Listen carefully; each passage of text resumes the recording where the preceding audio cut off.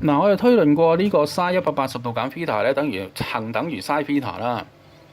咁 cos 180度減 θ 又行等於乜嘢咧？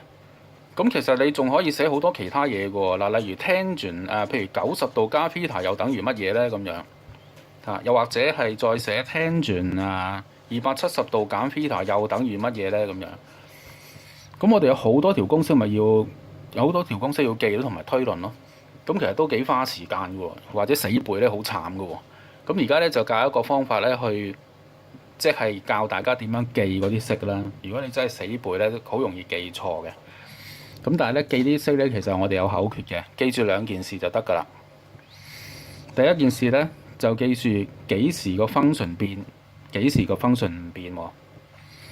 嗱，個道理就係咁樣嘅，180度、360度 function 不變。90度、270度 function 變，呢個第一點。第二點要記住咧，就係定正負啦。定正負好簡單，定正負好簡單，就係 CAST 搞掂佢。好，咁一陣間咧就會俾大家睇睇實例係點樣做啊。